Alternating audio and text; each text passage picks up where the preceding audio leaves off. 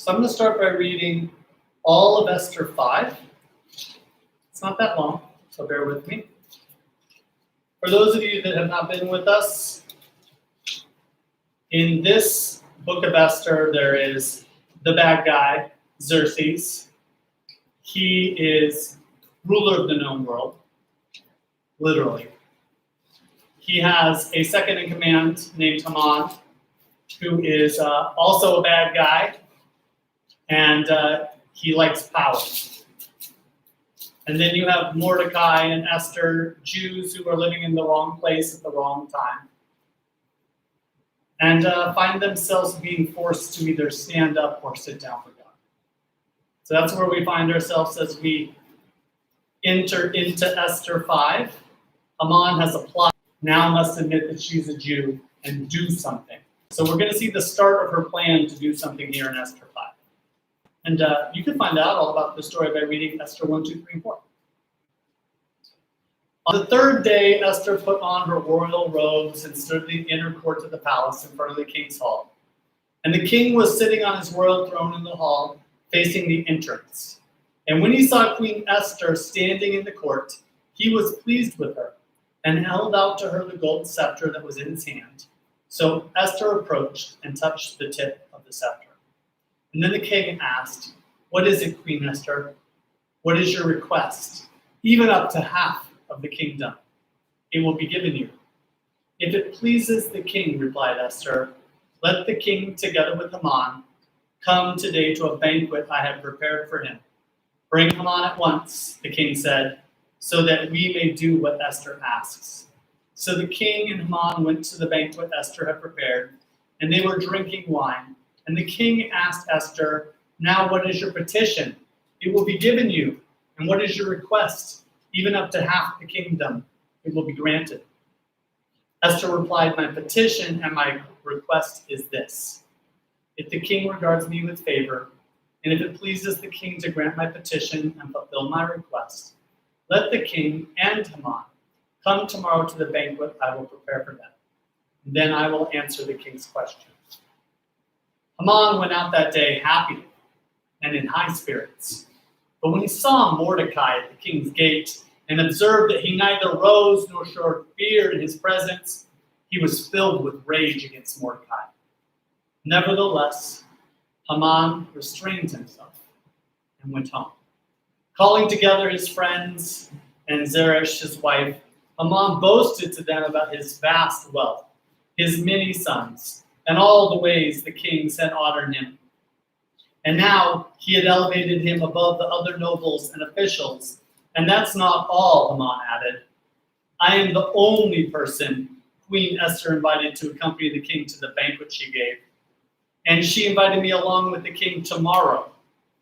But all this gives me no satisfaction, as long as I see that Jew Mordecai sitting at the king's gate."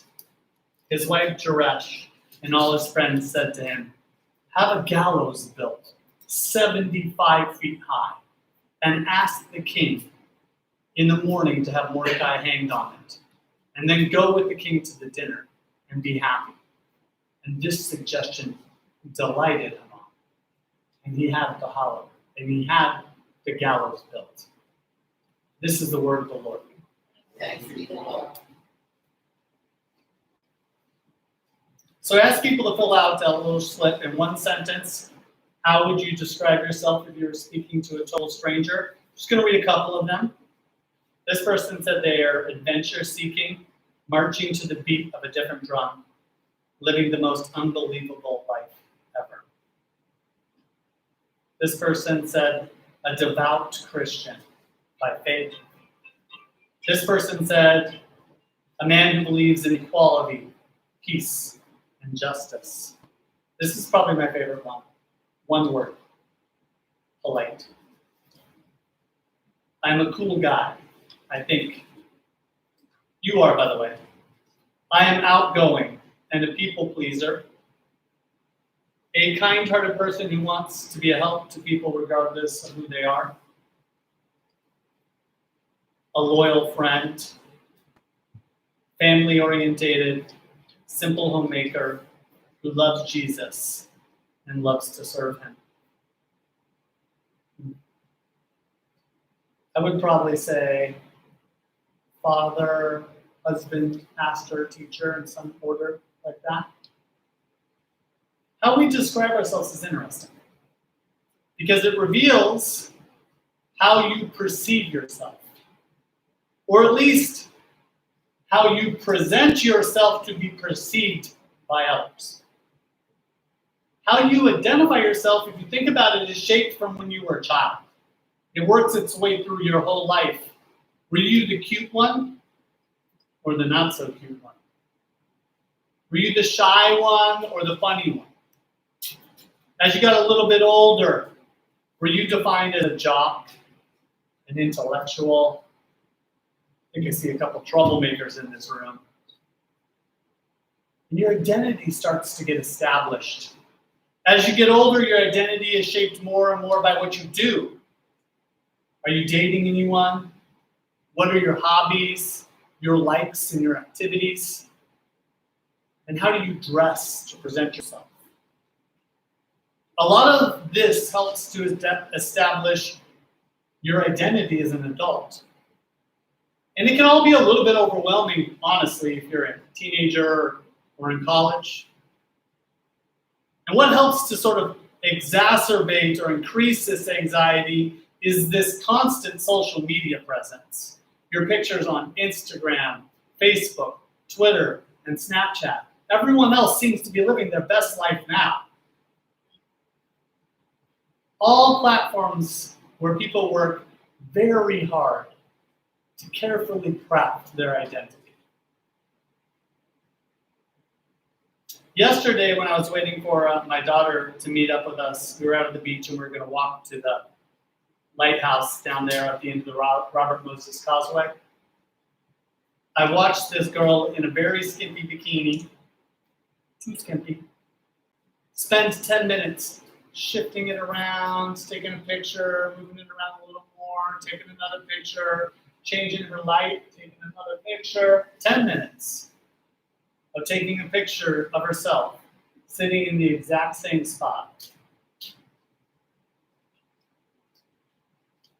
posing and adjusting to get just the right photo. To say what? I'm not sure. It depends on who that photo was going to, right? Maybe the first photo was for mom, and the second photo was for her friends, and the third photo was for someone she liked. I don't know. But lots of photos. And whatever the message being sent was, she spent a lot of time thinking about what that photo said about her to others. And whoever received that photo received a message, and the message was, this is who I am and who I want you to perceive me to be. You know, what ends up happening is that some of us never get a really clear image of who we really are, because our cultivated image presented online or at work or to our friends isn't who we really are. And this phenomenon is not new. It certainly wasn't caused by Facebook or Instagram. It certainly has nothing to do with the internet. Sorry, you can't blame Apple. This phenomenon started way back in the beginning of time. Adam and Eve even changed up their look once or twice, right? Unfortunately. In the book of Esther, Hadash, her Jewish name, and Esther, her Persian name, is conflicted. Is she a Hebrew girl? Is she a Persian girl? Is she one of God's people, or is she not one of God's people? And perhaps she'd never have to answer that question. But in chapter 5, a series of circumstances press Esther to arrive at an identity. And it says, on the third day, Esther put on her royal robes and stood in the inner court of the king's palace in front of the king's quarters while the king was sitting on his throne. By the way, this dude is always sitting on his throne. Like, this is where he chooses to hang out. You ever heard of man cave? This is his man cave. There's a throne in it. It's gigantic. He's always there. He's always drinking and doing something nefarious, likely. And she was there, inside the throne room, opposite the entrance to the palace. And according to historical records, this was the man cave of all man caves. They had 36 pillars. Each of those pillars were 65 feet high. And in that day, without modern architecture, that's quite a feat. And apparently it was designed so that wherever you stood in the room, you would still be able to see the throne. This was, after all, about the king and his throne and his glory and living and acting as if he was a god. And she enters into this place. And when the king saw Esther standing in the court, she won favor or grace in his sight. Because if he did not acknowledge her favorably, she would have been killed. Those were the rules. And so for us as Christians, the story of Christianity is that Jesus is our king. And we find favor or grace in his sight.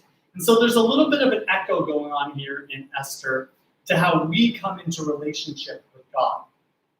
She won favor in his sight as he held out to Esther the golden scepter that was in his hand. And then Esther approached and touched the tip of his scepter. And then Esther said in verse 4, if it pleases the king. And you notice she's respectful. And she's direct. And she's courageous. And she's wise. She's bold. But she's firstly respectful. Whatever the case may be, when you're under authority, even if you don't believe that authority is right, and here Xerxes is not right, he is not a good man, he is not a godly man, but he is still powerful. And so what Esther does wisely, rightly, in a way that is exemplary, is she approaches him respectfully. If it pleases the king, let the king and Haman, she says. The guy, by the way, who set out the death sentence to murder 15 million Jewish people in the world at that point, which she is one. Let the king and Haman come today to a feast that I have prepared for the king. That's a nice request. So the king and Haman come to the feast that Esther has prepared, because who wouldn't come to a dinner party? Which, by the way, reading Esther, it sounds like that's pretty much all that they ever do, is have dinner parties every single day. And as they're drinking wine at the feast, the king said to Esther, what is your wish? He's in his head, he's thinking, certainly your wish cannot be for me to just come to your party. You risked your life to invite me to this dinner. There's going to be a hook. Whatever you want, it shall be granted. What's your request? Even up to half of the kingdom. He loves a show, right? He offers her half the kingdom. He's not really going to give her half the kingdom. I think if she got half the kingdom, she wouldn't be living for very long after that. Have you ever noticed the people that are proud and arrogant just love doing everything in front of a crowd? Like, they do not make a decision unless it is in front of a lectern and there's media in front of them. You give them a crowd and they become more generous. Which I think, by the way, is what bothers me the most about politicians and philanthropists and famous people. Just so much of their generosity is done in front of cameras. That is their reward, by the way, right? The attention. There's no heavenly reward for that. So the king is like, what do you want? Ask and you will receive. And Esther answered, my wish and my request is, and everyone's leaning forward. You know, everyone was wondering why they're all here. There's probably all these servants around. What's she going to ask for? What is it that she wants? And she says, If I have found favor in the sight of the king, and if it pleases the king to grant my wish and fulfill my request, let the king and Haman come to the feast.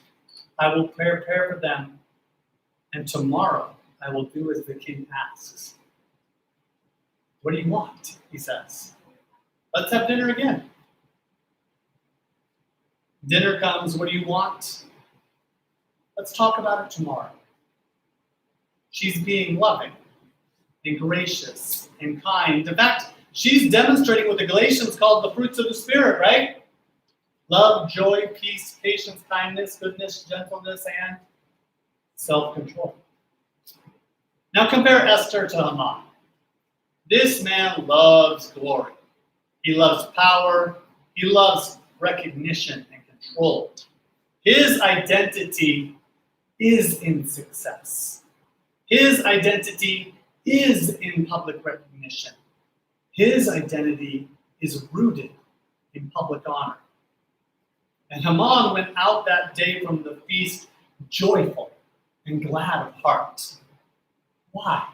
Not because the food was good, not because he really enjoyed spending time with the king and Esther, but because the queen had invited him, and only him and the king, to dinner. And he had made it. He was successful.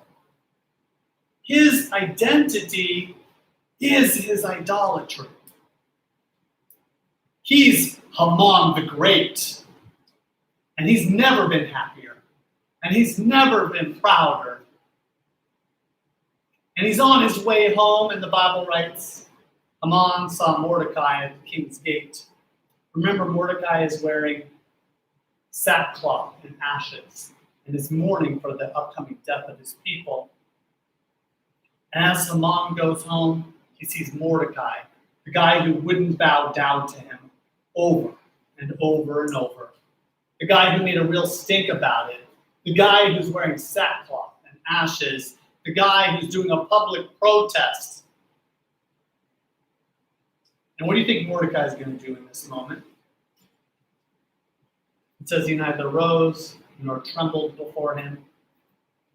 And Haman was filled with wrath against Mordecai. Nevertheless, Haman restrained himself and went home. And he sent for his friends and his wife, Zeresh. By the way, that's why he didn't assault Mordecai. As angry as he was at Mordecai, it was more important for him to rush home while there was still time in the night to gather a crowd and talk about how great he was. But before we judge, we do this. We do this by the car we drive. We do this by the clothes that we wear. We do this when we talk to people all the time. Where do you live? Because we want them to ask where we live. I live in the village of Floral Park.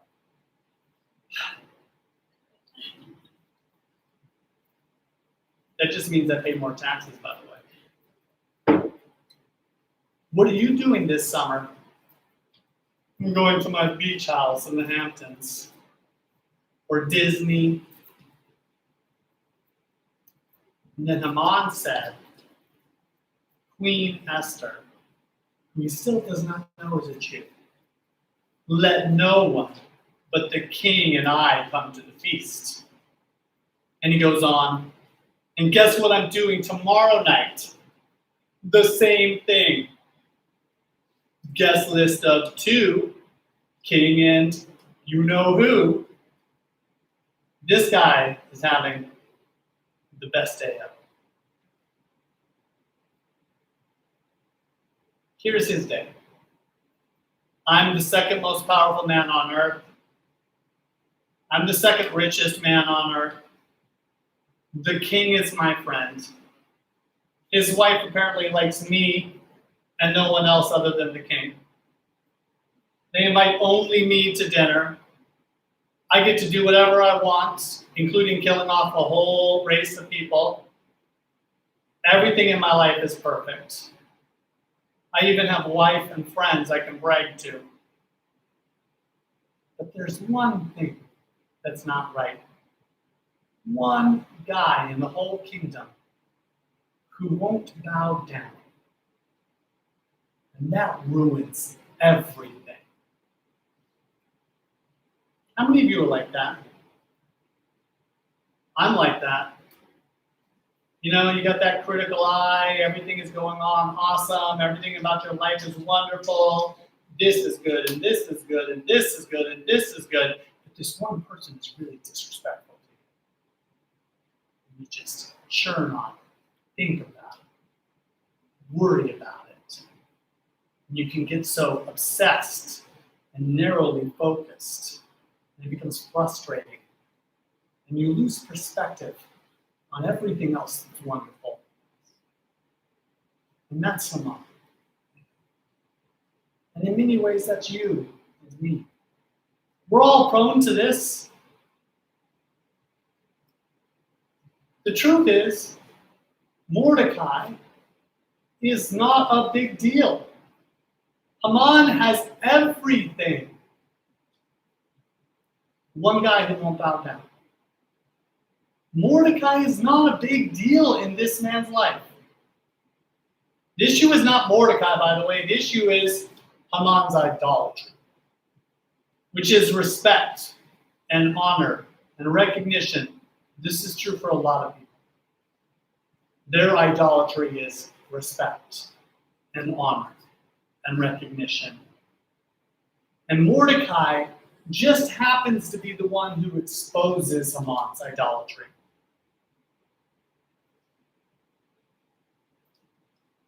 Good things can often become God things. And that's bad, because there's only space for one God. So the good things that are in our lives, the things that make us feel wonderful and happy, if we take them too far, can become almost like gods to us. People do this with everything. They do it with relationships. They do it with money. They do it with power and respect. They take something which is good. Those are all good.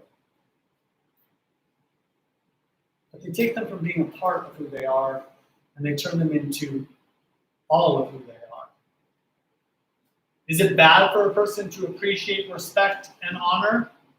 No, it's a good thing. That's why the Bible says, children, honor your mother and father. Church members, honor your pastors and leaders. Citizens, honor your governing officials. The Bible isn't against honor. But we can take something like honor or obedience or deference, and we can have it become such an identity for us that we worship it. We live for it. And here's what happens. If you idolize one thing, you end up demonizing something else. And that's what Haman has done. He has idolized his race, the Persians. And in doing so, demonizes the Jews. Haman is going to idolize honor, and so he's going to demonize Mordecai, who dishonors him. He idolizes public recognition, so he's going to demonize Mordecai for not recognizing him publicly. And what he's going to do then is he's going to seek to crucify him publicly to make him suffer, to make him pay. And false idols, it turns out, are the root of much of the conflict and strife that we deal with in this world. We idolize our nation, and so we demonize other nations. We idolize our race, and so we demonize other races. We idolize our religion and then demonize everyone else. We idolize our income, and we demonize anyone who would do anything that might render our bottom line low. We idolize comfort, and we demonize anyone who would cause us to be uncomfortable. And we idolize love, and if those we love should fail us, we demonize them. And so this is where Haman lives, in this loop of self-idolization. But Esther is not there. Esther is growing and maturing. She's got wisdom and patience and prudence and self-control and a wise plan for the good of others, because Esther's identity is that of a child of God. Haman's identity is his performance and others' perception of him. And we've seen the emotional spectrum in Haman. When his idol is fed, he is happy. And when his idol is threatened, he is sneaky and violent. And Haman never changes. And that's sad. He never repents.